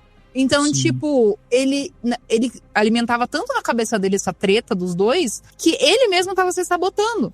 E a partir do momento que ele percebeu que o Sonny tava fazendo mais pela equipe do que por ele, porque é essa história, né? O Sonny querer ajudar a equipe. Tanto é que o Sonny bate nos outros e faz 300 coisas pra ajudar o Pierce lá na frente. Ele começa a ir melhor. Tipo, porque ele para de se cobrar tanto de ser melhor que o Sonny. Porque, assim, eu acho que sim. Não tô dizendo que não existe rivalidade na Fórmula 1, porque é óbvio que existe. Isso é uma coisa que a gente já conhece a vida inteira, né? Inclusive, o próprio Lando Norris e o Oscar Piastri, eles têm uma puta na rivalidade. Eles fingem que não, mas eles, no fundo ali, eu não sei se não tem um ódio ali. Sim. Mas só, até porque quem tá dando uma pipocada é o Lando Norris, né? Agora ele ganhou 2 corridas seguidas, mas quem tá dando uma pipocada é o Lando Norris, né? Que o Piastri não tem que se provar pra ninguém. Ele chegou depois. Mas só que eu vejo que o Sonny, ele é mais maduro, sabe? Tipo, ele não liga tanto. Ele quer mais fazer... Assim, gente, isso é a minha visão, tá? Pode ser que vocês discordem, não tem problema nenhum. Mas eu vejo que ao lado do Pierce é muito mais... ele alimenta muito mais a rivalidade do que o Sonny. What's the difference between Joshua Pierce and Sonny Hayes? A lot of decades Hard-won experience. of living in a van. Says the guy who still lives with his mom. Says a guy with 2 pair. Says the guy with trips. Says the guy with a full house. Wait, I don't even live with my mum. Okay. She just cooks for me sometimes. If you had any constructive criticism for each other, what would it be? Don't be such an a arse. dickhead. That was constructive. Não, eu até acho, Pedro, não sei se você concorda, mas depois que tem a batida do Pierce, né? Uhum. E ele volta tipo super irritadinho com o Sony e tal. Eu fiquei assim, como se fosse culpa do Sony. Eu falei, caraca, o cara foi lá na coletiva de imprensa, ficou tomando lá, dizendo que a culpa era dele, que não sei o que. Ele tirou o cara do meio do fogo lá, parou o carro. O Pierce voltou todo irritado. Que é isso? Não viu o replay, não, do que aconteceu, né? Não, então, eu coloquei até isso na minha crítica. Uma coisa que eu gostei muito no filme, eu sou muito fã do filme Carros, da franquia Carros, eu senti que eles colocaram ao mesmo tempo o McQueen de Carros 3 pra ser companheiro de equipe do primeiro McQueen, do McQueen de Carros 1. Sim. Ele era muito arrogante, ele era viciado em chegar em primeiro, ele queria vencer porque era importante, queria se provar que era valoroso pra equipe. E no terceiro, não, ele chega na pista já querendo continuar, ele não aceita que acabou pra ele. Então, ter esse embate eu acho muito interessante, porque a rivalidade surge muito disso. O Pierce, ele sente um desprezo do Sony, porque ele tipo, cara, essa é a minha chance, se eu não fizer aqui agora, pra mim acabou, minha vida acabou, não sei o que eu vou fazer se eu não tiver isso. E ao mesmo tempo o Sony, ele age como se para ele tipo, fosse só mais um dia. Se acabar, beleza, eu vou caçar outra coisa pra correr, porque eu já tive minha chance, já foi. Ele tá ali meio que por um desleixo. Conforme o filme vai passando, você vê que não é isso. Ele quer muito tá ali. Aquela cena final em que ele tá na maca, todo podre, e ele implora, tipo, esqueci o nome dele agora, o personagem do Javier Bardem. Ele fala, cara, o Ruben, isso. Ele implora, ele fala, cara, se eu não fizer isso, minha vida não tem sentido. Aí você vê que, tipo, no final, eles eram a mesma, sabe, eram o mesmo lado eram lados da mesma moeda, sabe? Sim. Só que com essa passagem de tempo muito grande entre um e outro. Então essa perspectiva faz muito bem pro filme, porque é como se um olhasse no espelho e falasse, tipo, eu não quero ser você no futuro. E a sua versão do futuro falasse, cara, eu também não quero que você seja como eu. Então, por favor, tenta aprender um pouquinho que eu tô te passando. Mas ao mesmo tempo tem muito ego, então cara, é muito maneiro. É muito legal. É. Como pode a lore do Relâmpago Marquinhos ser exatamente a mesma do Charles Leclerc, né? Que coisa impressionante. Eles até são parecidos fisicamente. Charles Leclerc e Relâmpago. É verdade. Agora, voltando para aquela coisa da gente fazer um bullying com o americano, né, que a gente estava fazendo, acho que estamos vivendo em tempos que eu acho que até ok, né, a gente fazer bullying com americanos, mas é engraçado, né, porque tem um momento em que o Sony, nessas reflexões dele sobre o amor dele pela velocidade e tal, tem uma fala dele com a Kate que ele repete quase o que o Senna falou, né? Que é aquela coisa de quando eu tô na pista e tem um momento que o silêncio toma conta e você sente ser guiado, não sei o que. Tipo, isso foi uma frase muito emblemática, assim, do Senna. O GP de Mônaco, que quase Mônaco, atingia a perfeição e aí ele bate. Exato. E me pegou muito que eles botaram ele com o Senna, velho. Tipo, quando ele bateu o coisa. Nossa senhora. Então, mas... um pouco antes dele falar essa frase, ele vira e fala assim, não, porque eu corri com o Senna, Prost, Lauda, eu era o próximo da fila, deve ser que tá no cinema e fica... esse americano tá me zoando. Você era o próximo da fila. Aí zoou, né? Aí zoou isso. Daí perdeu a gente. A gente que é brasileiro se perdeu ali, né, gente? Apesar do Brad Pitt nas entrevistas coletivas ter falado, né, do Senna. E ele depois foi pilotar uma McLaren, né, de 2023 e tal. Foi. Mas não dá, né? Não dá. Aliás, eu não sei vocês. Aqui entra uma das chatices de fã de Fórmula 1. Mas pra mim... Eu vi já no vídeo da Bela ela falando sobre o GP do Brasil. Eu fiquei incomodada que não teve. Então, não teve GP do Brasil, não teve Mônaco. Mônaco tinha que ter tido. Mas também, é que ele chegou depois de Mônaco, não chegou? Tipo, no calendário? O calendário já tinha passado. Ele chega para as últimas 9, se não me engano. Mas, gente, Interlagos estava nas últimas 9, ok? Só Então, Interlagos... E o que me incomodou de não ter Interlagos é que eles nem mencionaram, entendeu? Tipo, porque assim, claro que dá a entender que a corrida rolou. Só que daí teve toda aquela treta, né, do negócio, que o carro tava sendo investigado, não sei o que. Só que, porra, ele podia ter colocado colocar ali uma menção a Interlagos, quem ganhou, nossa, choveu a Interlagos, né? Tipo, sei lá, qualquer coisa, sabe? Uma fala.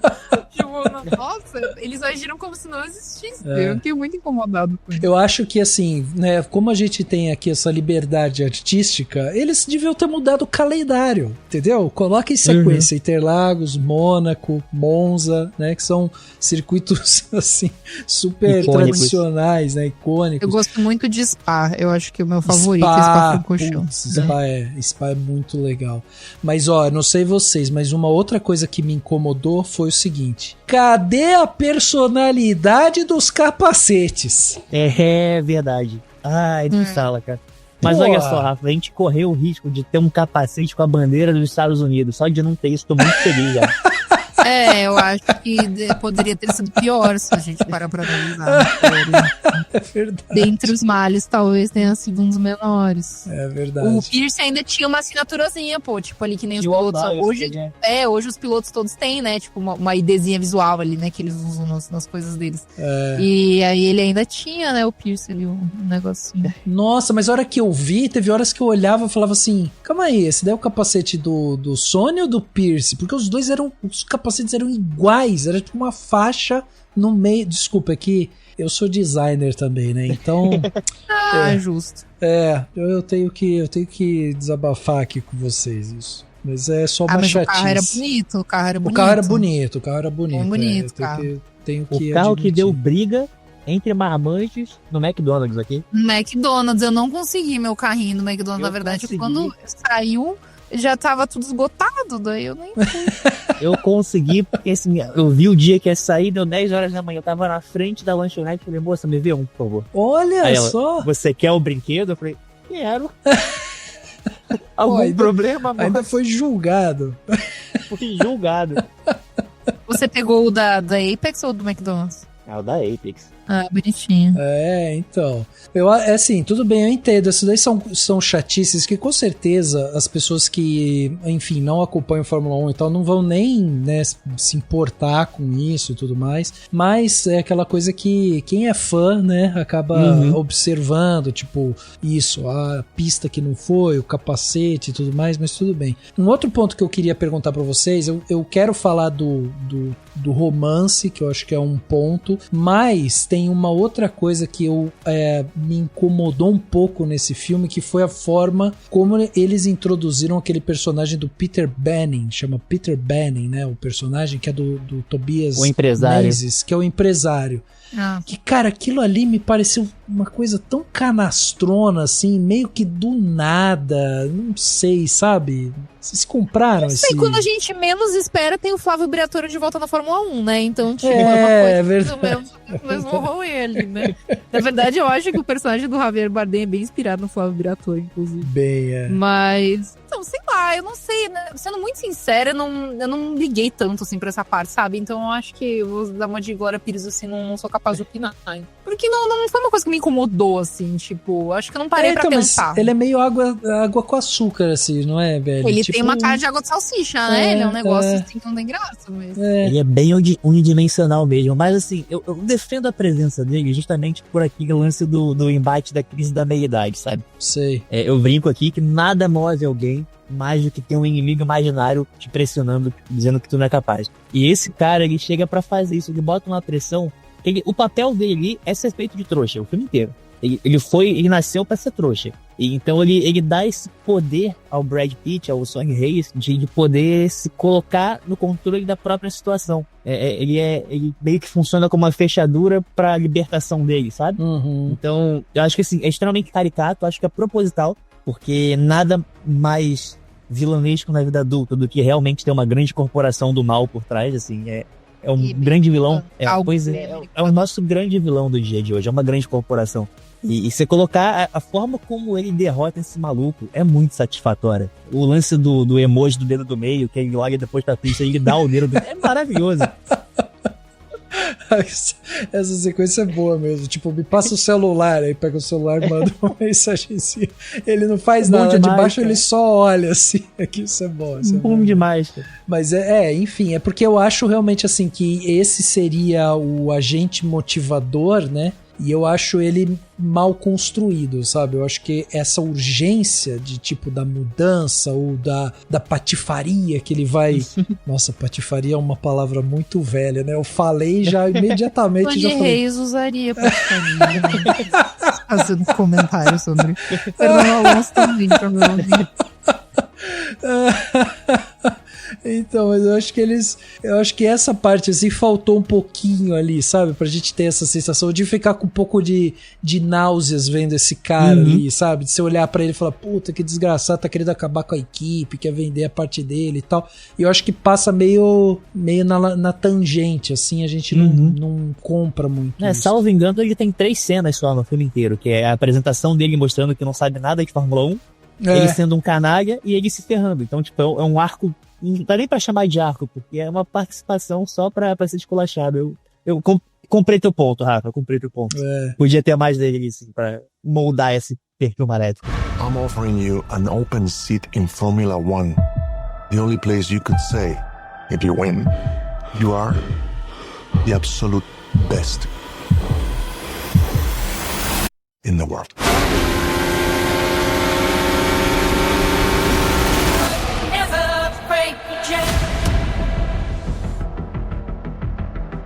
Em contrapartida, a gente tem uma outra personagem, que é a personagem da Kate McKinnon, né, que é a engenheira, e que ela aparece ali como, né, a gênia da aerodinâmica e tal, e aí ela tá ali na equipe e ela tem esse envolvimento com o Sony. Eu acho até que, por exemplo, a personagem dela eu acho melhor desenvolvida, porque eles vão dar, né, aquele background, falar sobre o relacionamento dela, como ela abandonou, né, um trabalho na NASA para ir para Fórmula 1.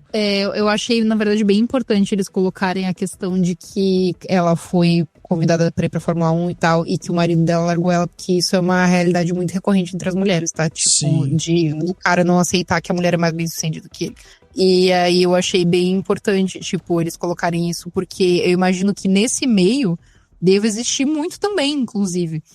A gente tem uma engenheira mulher de engenheira de pista, né? Não é projetista que nem ela, mas a gente tem uma engenheira de pista que é mulher que é a do Ocon. Cara, você imagina o quanto essa mulher teve que estudar pra estar ali, porque só dela ser mulher ela teve que se provar muito mais do que os caras. Então, muito provavelmente, ela é melhor que todos os outros engenheiros de pista que estão ali, porque ela teve que estudar muito mais pra estar ali.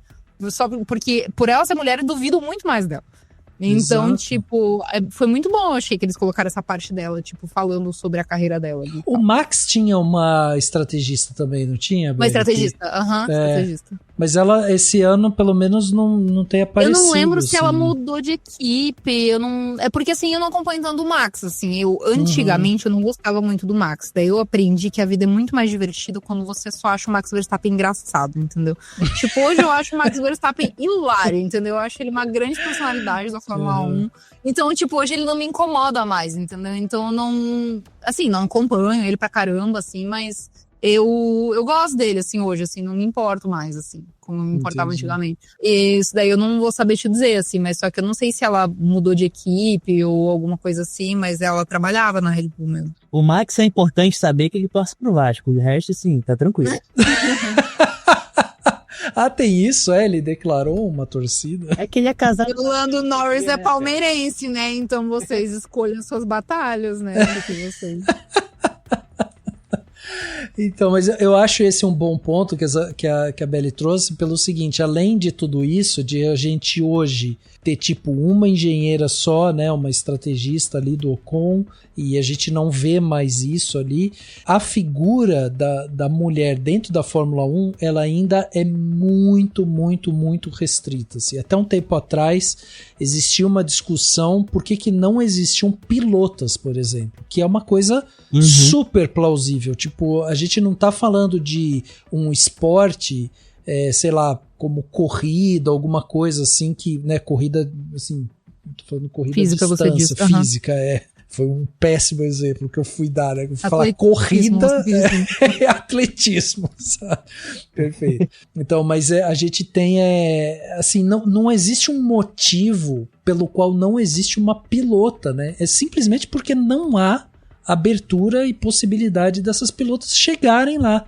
E, inclusive agora, acho que na Netflix tem uma série falando sobre uma categoria feminina, né? Que a FIA tá... o Fórmula 1 Academy.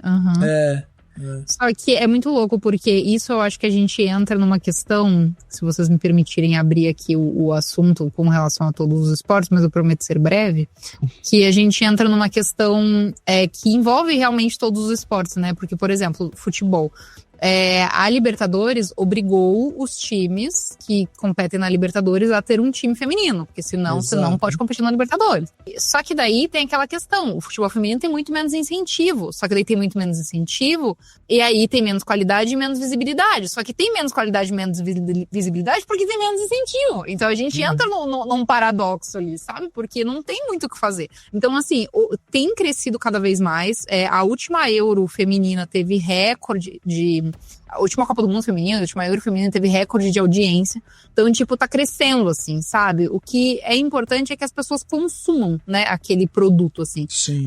A Fórmula 1 Academy, o fato deles colocarem agora, junto com as corridas titulares da Fórmula 1, né, colocarem, tipo, um pouco antes, né, e tal, eles colocam no mesmo final de semana, ajuda também o público a conhecer, a querer acompanhar e tal. E, sinceramente, eu vejo que essa galerinha aí do Drive to Survive, esse público mais jovem, é muito mais engajado com a Fórmula 1 Academy, sabe? As pessoas têm pilotas que elas torcem e tudo. Então, isso é muito legal, assim. O fato dessa renovação de público também ajuda a Fórmula 1 Academy a crescer, né? Porque é uma geração que tem uma cabeça mais aberta, né? Uma mente mais aberta para as coisas. Então, mas aí, problematizando aqui, eu queria saber a opinião de vocês. Porque eu vi algumas críticas das pessoas falando justamente que ela ser a única personagem feminina na equipe ali, e aí ela ter... tem a outra menina, né? Que faz a besteira do... Isso, bota verdade. A outra mulher pra você besteira. Puta que... Pois é. Ai, que ódio. Então, mas o que eu vi algumas pessoas criticando é que usam a personagem da Kate pra ter um relacionamento com o piloto, né? Então ela precisa ter um relacionamento amoroso para que ela também, né, esteja envolvida na história e tudo mais e tal. Eu achei que a maneira como eles construíram foi uma maneira super natural, assim. Acho que desde o começo tem uma tensão ali, né, entre os dois, eles já trocam olhares e tudo mais. E, eu achei que tudo bem, assim. O problema tá em você ter uma segunda personagem tipo isso, que é ela que faz o negócio errado, aí ela depois se redime, fica super, né, ela fica super rápida ali e tal, a mãe, né, que tá ali só pra ficar dando conselhos e tal. Então, tipo, quando você reduz muito a personagem feminina só a alguns estereótipos, assim, que eu acho que é um problema. Mas no caso da Kate, eu achei, assim, que o desenvolvimento dela com o Sony especificamente foi uma coisa ok, assim. Incomodou vocês de alguma forma? Eles sempre falam, né, que pra você saber se aquela personagem feminina é só cota de personagem feminina ou não, se a história funciona sem aquela personagem ou não. Tipo, se aquela personagem não existe, a história funciona. Então, tipo, no caso da Kate, a história não funciona, porque ela desenvolve o carro, né? Então, tipo, ela é uma personagem importante. Assim, sendo muito sincera, isso era o que eu mais tava com o pé atrás do filme. Tipo, eu tava muito incomodada quando eu vi que tinha esse romance, muito incomodada mesmo. Eu pensei que se estragar o filme. Só que, sendo muito sincera, eu achei o desenvolvimento muito respeitoso, tipo, da relação. Eu não me incomodei com isso. E eu fiquei muito surpresa que eu não me incomodei com isso. Eu não achei que foi algo ruim pro filme. Por incrível que pareça. Eu tinha tudo pra achar horrível, mas eu não achei ruim. Eu achei que eles fizeram um desenvolvimento interessante pelos dois. Então, eu acho que mais importante do que ter essa personagem da Kate, né, tendo essa posição de destaque, é justamente a forma como fizeram isso. Porque a representatividade vazia, como a Disney tem sofrido muito nos últimos anos, ela é mais prejudicial do que positiva, né? Então, assim, a Kate é uma personagem fundamental, porque ela funcionar de forma orgânica, fazendo com que as pessoas se identifiquem com ela, que ela tem esse papel realmente de importância na trama, pra mim foi o grande acerto. Meu problema maior com o filme é realmente com a lourinha lá, que faz a besteira, e o papel dela, ela realmente não tem função no filme, é só pra dizer que, tô aqui, ó, o Sony me ajudou a fazer substituições mais rápidas de pneu. Pra quê? Sabe? Tipo, é muito bobo. E a mãe eu não tinha percebido, assim, eu não tinha me ligado, que ela realmente tem esse papel de estar lá só pra ser uma mãe. Ela, tipo, papéis... Infelizmente esse papel da mãe é bem recorrente, né? Tipo, a mãe que não... que é sua mãe. Ela não tem algo próprio dela, sabe? Tipo, uma história dela ali. Então com a Kate não tem problema nenhum. Com as outras eu acho que, sim, caiu um pouquinho demais no clichê, sabe? Não, sabe uma parada que pra mim, tipo, super resolveria? Se essa mãe, por exemplo, fosse empresária do Pierce, por exemplo, sabe?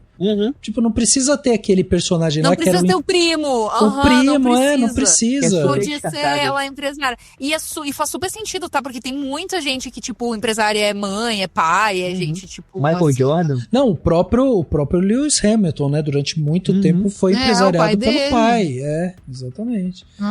Eu acho que realmente esses são alguns pontos, assim, que, enfim, chama a atenção. Realmente, eles podiam ter enxugado um personagem. Agora, o que você falou, não precisava ter aquele primo. A mãe dele podia ser a empresária dele. Podia ser até uma mulher, assim, mais imponente, né? Porque ela tem uma postura super, assim, de... eu sou a mãezinha, sabe? Ela podia ser uma postura mais imponente, de, tipo, ser um mulherão de negócios e não sei o que e tal. E daí, e botar pressão na equipe e tal. Eu acho que faria sentido, sim, ela ser a empresária. Então, aí é uma coisa que eu não sei se é só a coisa do diretor, né? Porque o Kosinski, ele adora fazer esses filmes com alto teor de testosterona. Assim, ele adora isso, assim, né? Então, eu não sei se é uma coisa que, tipo, é dele, ele não tem essa sensibilidade para enxergar um pouco mais essas coisas, né? Porque no começo da nossa conversa o Pedro até falou, assim, tipo, a estrutura é muito parecida com Top Gun.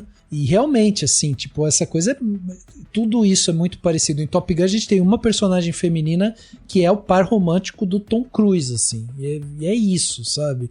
E aí você tem a coisa, né, do mais velho com o mais novo e tal, então, enfim. Eu não sei se ele tá um pouco viciado nesse formato, mas são coisas que eu acho importante a gente observar para justamente a gente, né, conseguir entender um pouco mais o filme de uma forma um pouco mais complexa, assim. Eu acho que os diretores têm as suas manias, né? Assim, tem. Tipo, querendo ou não tem muito... Assim, tem umas que são positivas, outras que são negativas, né? Mas só que eu vejo que os diretores, eles têm as suas manias mesmo, assim. Cara, eu tô muito frustrado agora, porque ele realmente perdeu a oportunidade de transformar a mãe do Pierce numa Dolores Jordan da vida, fazer igual fizeram... negociando o contrato pra ele, tipo, ia ser muito legal, que ódio. Liga pra mim, Kosinski. Prepotência. Rafa, cara, eu acho que pra mim é fundamental. Eu queria elogiar muito a opção por incluir o Ayrton Senna nessa história. Porque, assim, eu não esperava. A cena de abertura do filme não é citado que é o Ayrton Senna, mas você vê aquela McLaren, naquela gravação antiga. Cara, quando começou, eu tava completamente amarelo, arrepiado. Né? Eu transcendi com 3 segundos de filme. Eu tava tipo, caraca, ele vai realmente fazer o personagem se envolver num acidente com Ayrton Senna. Eu não acredito que ele tá fazendo isso. E assim, foi fantástico, cara. Porque aqui no Brasil a gente tem muito dessa imagem imaculada do Ayrton, né? Sim. E lá fora não, assim. Lá fora ele era um piloto ousado, ele era um piloto sujo, entre aspas. Ele levava o carro ao limite e fazia com que quem estava ao redor se forçasse ao limite também. E a forma como os elementos da Ayrton Senna, seja com essas participações pontuais dele nas corridas, ou com a McLaren atrás do Javier Bardem, do Ruben, ou as constantes menções que tem a ele, ou essas referências do próprio Sony, ter assim, esse lance de correr com a equipe nas pistas é muito Ayrton Senna. É muito Ayrton Senna. O preparo físico, a moda antiga, é muito ele. Esse lance, essa frase que ele fala, né, essa citação dele se sentir perto da perfeição e começar a voar, é citada de Mônaco, antes do acidente, que ele fala que chegou perto de Deus. É tudo muito respeitoso. E a família Senna ter cedido essas props pro filme, né, assim, o carro, o capacete e tudo mais, do Brad Pitt ter entrado na McLaren, cara, eu achei isso de um carinho, de um respeito tão grande, que assim, eu já tava gostando do filme, mas ter isso fez com que crescesse muito no meu conceito, a ponto de, assim, ser uma obra que eu não vou esquecer. Assim, eu posso estar velhinho e vou lembrar desse filme de tanto que mexeu comigo. E aproveitando o gancho do Pedro que ele comentou sobre ele se sentir dentro do filme nos primeiros segundos para ver o Ayrton, uma coisa que eu senti que o filme fez foi ter 2 inícios. O início pro fã de automobilismo, que é o Senna ali, a cena antiga, né, e tal, como se fosse o found footage, né, ali que eles colocam do coisa. E também o início pra quem não é fã, pra entrar na atmosfera com a corrida de Daytona. Tipo, quem não é fã achou aquela parte da corrida de Daytona o máximo. Tipo, as pessoas acharam muito legal a dinâmica das 24 horas de Daytona. Então, eu senti que o filme teve 2 inícios. O início pro amante do automobilismo, que ele já entrou ali nesse momento do acidente, e pro que não ama, que só foi pra, tipo, ver o filme e tá, que ficou curioso. E a ação desse início de Daytona já puxa também as pessoas pra dentro do filme. Então, achei bem legal que ele trouxe essas 2 vertentes. Assim. Sim. Essa sequência de Daytona que, inclusive, é parede muito legal. com a abertura de carros, ok? Sempre falando isso. Você já viu as versões de carros que o Hamilton participa, que o Alonso participa, que eles dublam os Ela carros? tá os 2, tem, se não me engano, 10 versões diferentes perdidas pelo mundo. De outros países, tem do Vettel também. Caraca, olha É bom demais. Carrinho da Ferrari lá. Caraca, que demais. Olha, eu não lembrava disso de carros. Foi ótimo esse telegrama.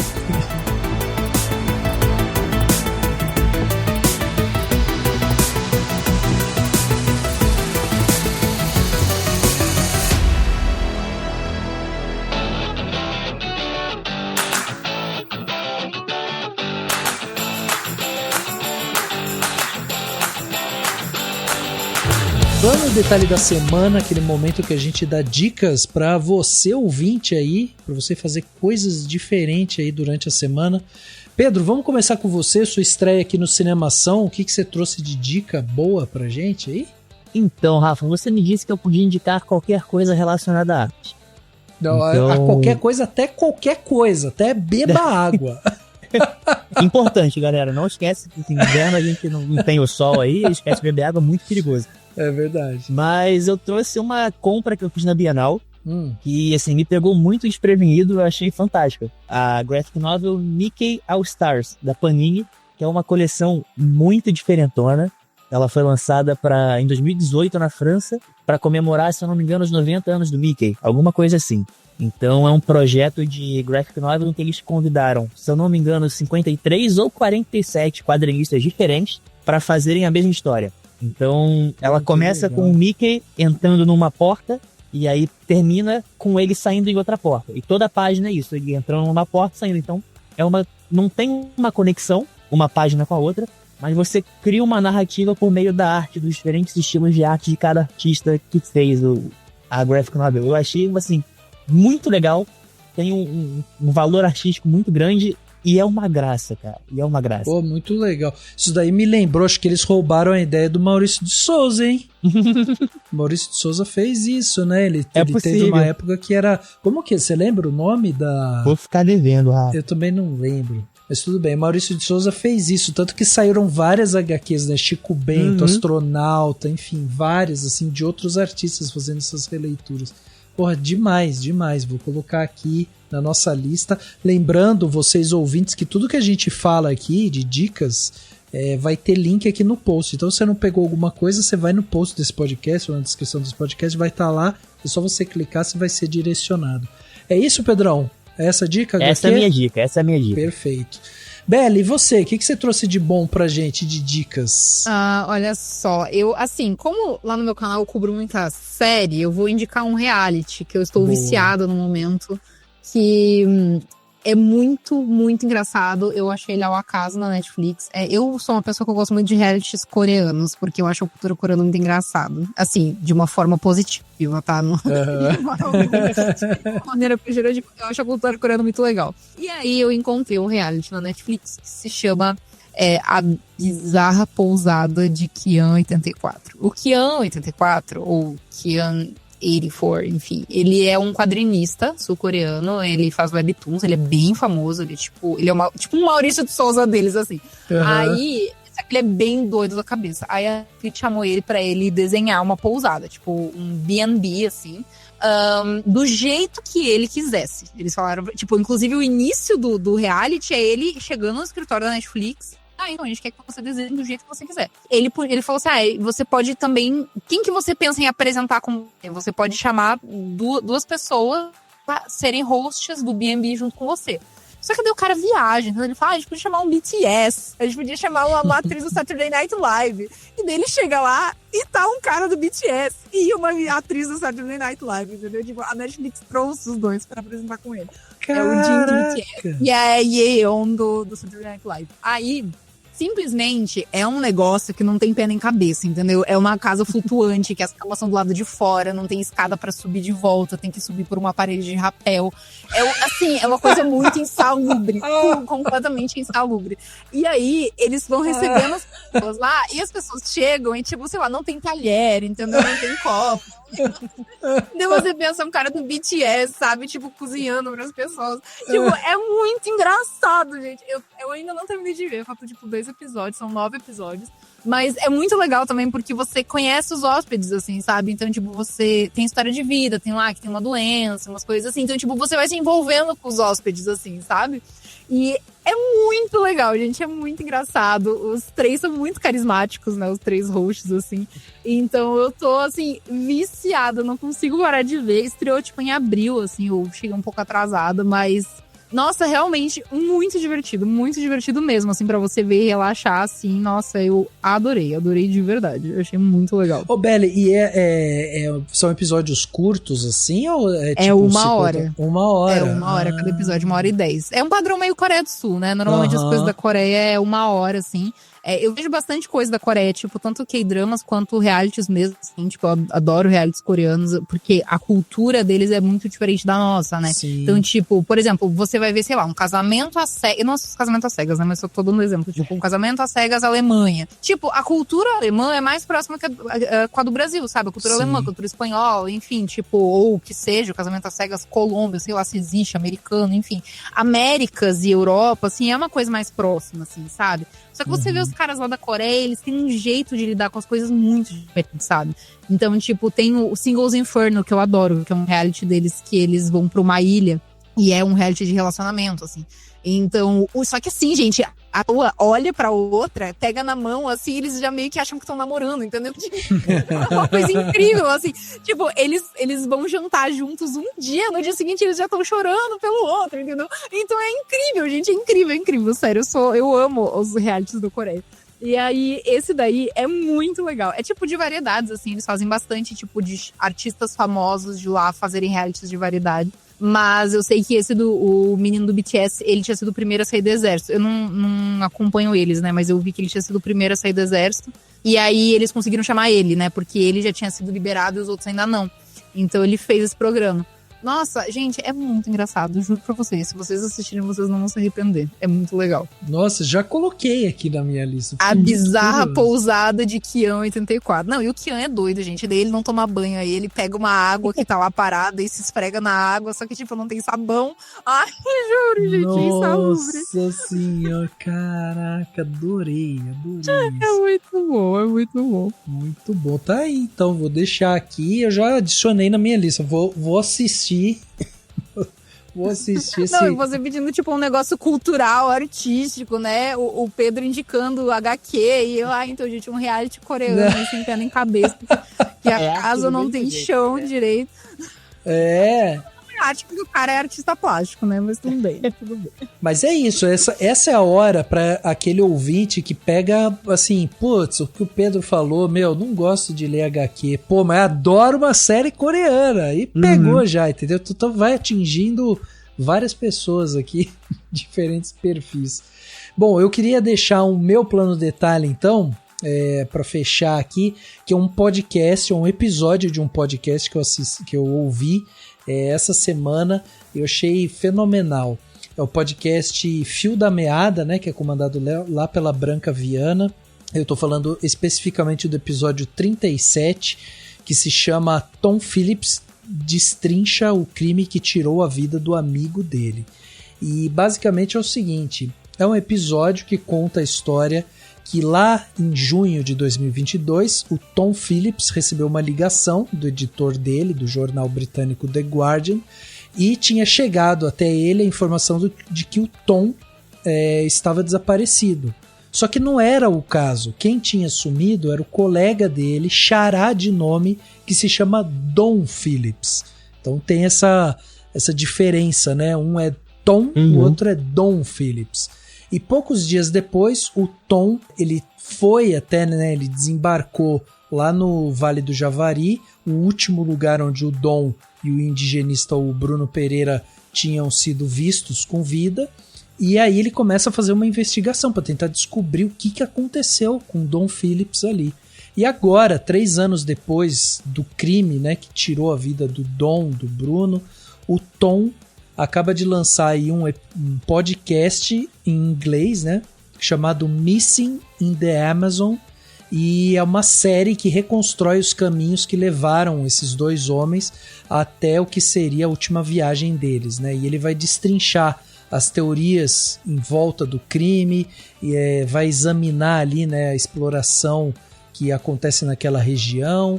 E nesse episódio específico do Fio da Meada, a Branca Viana entrevista o Tom Phillips. O Tom Phillips mora no Rio de Janeiro e ele fala com a Branca Viana sobre o processo de produção desse podcast que ele fez, o Missing in the Amazon, e ele fala também sobre como foi para ele, né, viver aquilo. Afinal de contas, ele era muito amigo do Dom, e ele vai falar um pouco sobre como aquilo, né, refletiu dentro dele.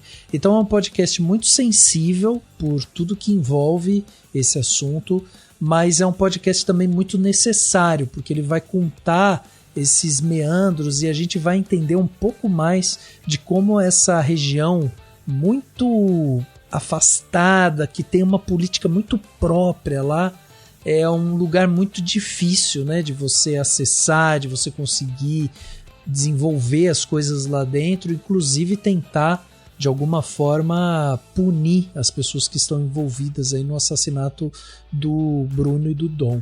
Então é um episódio muito bacana, fica essa dica para quem gosta de ouvir podcasts, um episódio aí de mais ou menos 1 hora, né, assim, 40 e tantos minutos, e é um papo bem solto, bem gostoso deles falando sobre a produção. Inclusive, quem gosta de produção de podcast, o Tom fala sobre como ele amarrou as coisas do roteiro, como que ele quis, né, trazer um lado pessoal também, porque ele era amigo pessoal do Don Phillips, mas como ele também queria trazer os dados, né, para ali. Então ele fala um pouco sobre esse lado jornalístico. E é isso, essa é a minha dica. Então, no Fio da Meada, Tom Phillips destrincha o crime que tirou a vida do amigo dele.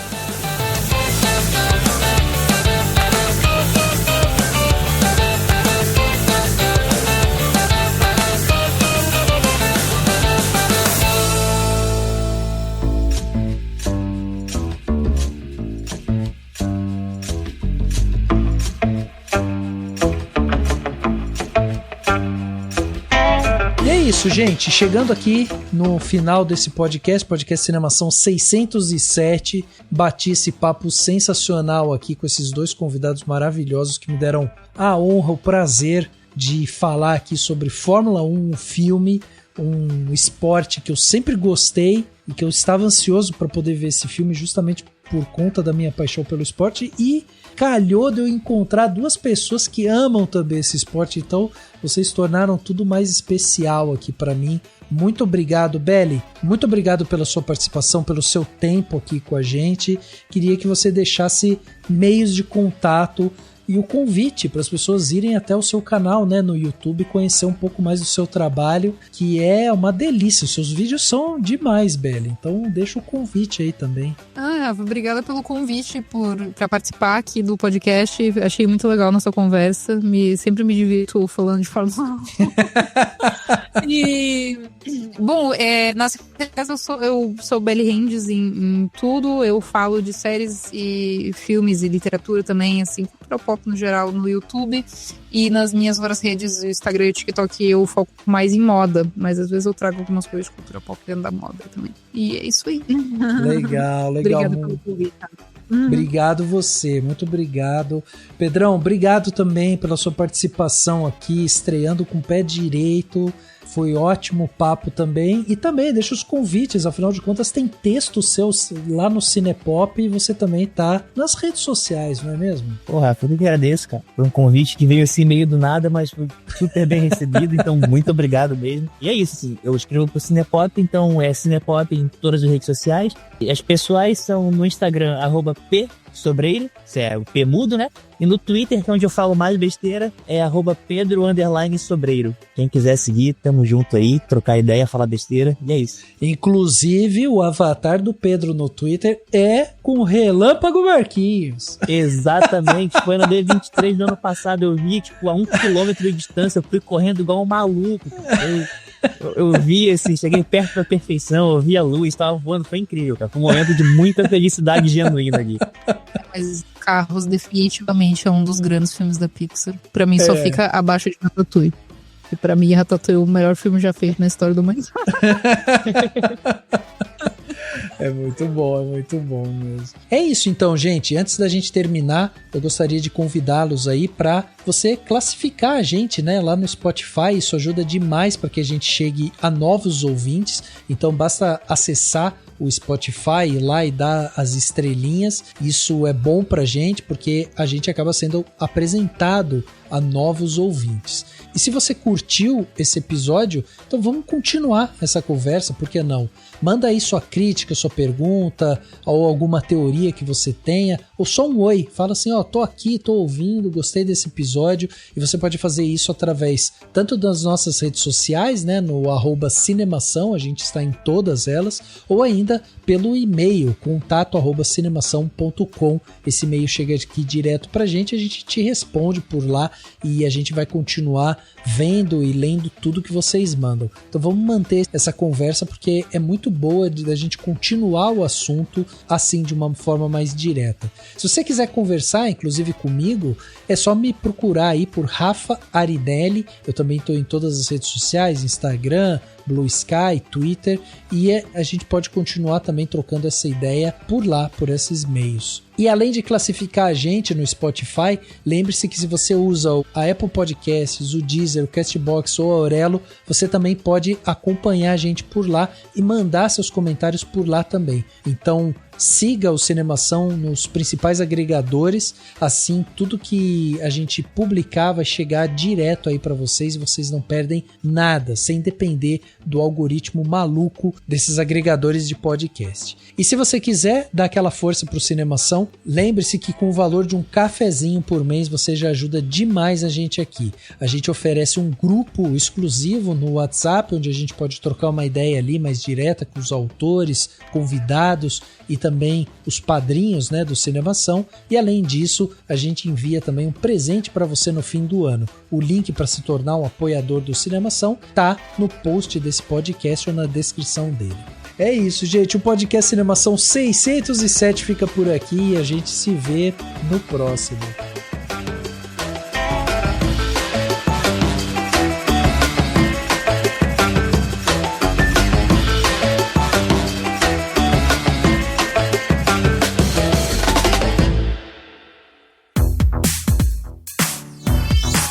Esse podcast foi editado pela Isso Aí Design. Tudo isso é forma com função. É design estratégico. É isso aí.